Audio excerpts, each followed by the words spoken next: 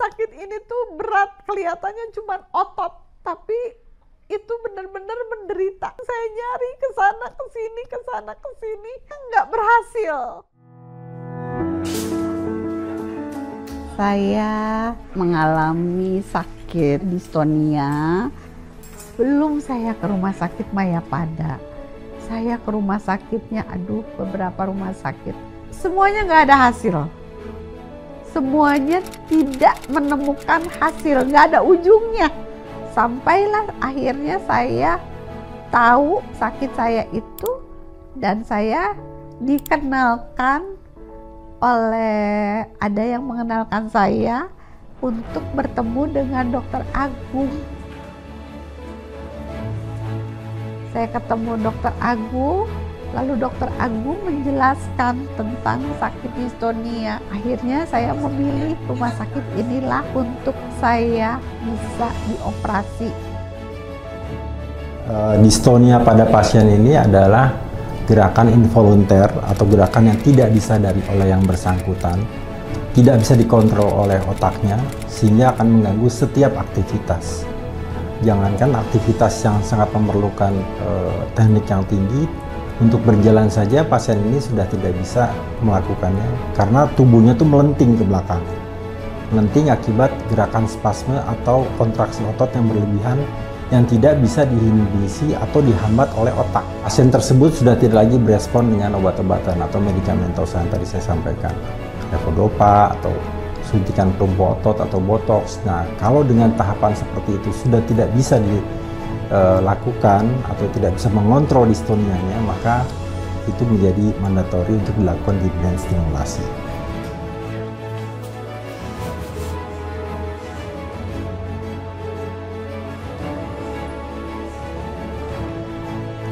Ya, DBS atau deep brain stimulation adalah operasi menanam atau mengimplantasi elektroda, kemudian ditanam masuk di dalam inti otak yang korslet atau bermasalah pada pasien cervical dystonia ini, yang kemudian kabel ini juga kita hubungkan dengan sebuah baterai yang dapat menghasilkan listrik yang juga ditanam di bawah tulang selangka pasien. Nah, baterai ini bisa menghasilkan listrik, mensimulasi daerah otak yang korslet tadi secara terus-menerus, secara kontinu dan dalam jangka panjang untuk memperbaiki listrik di pusat gerakan yang bermasalah pada pasien cervical dystonia. Nah, pasien akan datang, kemudian dipasang head frame namanya. Head frame itu nanti dijepitkan di kepala sini.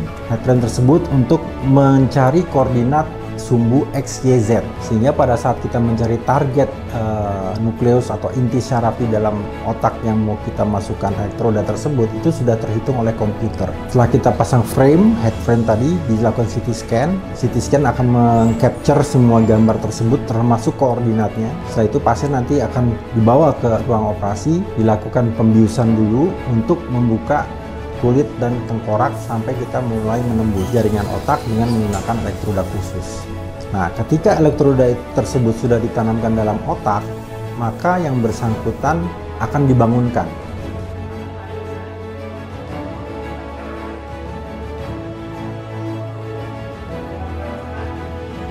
Dibangunkan, dilatih tangannya, finger to finger, menggenggam, gerakan tangan ke atas ke bawah, bicara, untuk memastikan bahwa tidak ada gangguan atau efek samping selama tindakan operatif, dan kita memastikan bahwa kelistrikan atau voltase yang mau kita berikan itu sesuai dengan dosis yang diperlukan oleh pasien.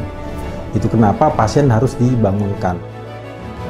Ya, operasi alhamdulillah berjalan dengan baik.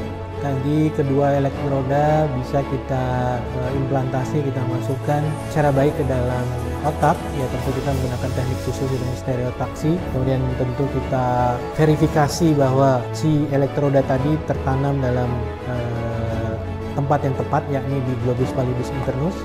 Kemudian tadi juga kita berhasil merangkai si elektroda tadi dengan kabel extension, dan kemudian tentu kita rangkai juga dengan baterai. Sebelum kita tutup lukanya, tadi kita tes baterainya, kita tes rangkaiannya dengan programmernya, jadi seolah-olah sudah diprogram DBS-nya, dan alhamdulillah baik ya. Tadi elektrodanya baik, kabelnya, arus listriknya berjalan baik.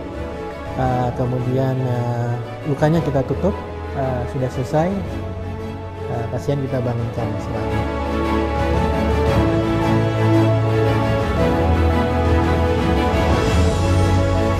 Pasien saat ini sudah bisa duduk tanpa bantuan, kemudian kekuatan dari motorik bagus. Pasca pemasangan implan DBS itu tidak ada defisit neurologi, semua tidak ada, dan juga ada perbaikan pada fungsi motorik. Operasinya semua berjalan berhasil. Saya bersyukur dan saya bisa melewati selama 5 tahun. Sekali lagi saya bilang berterima kasih kepada tim dokter, dokter Konrad, dokter Agung, juga dokter Agus Aulia. Terima kasih yang sudah membuat saya menjadi kembali pulih.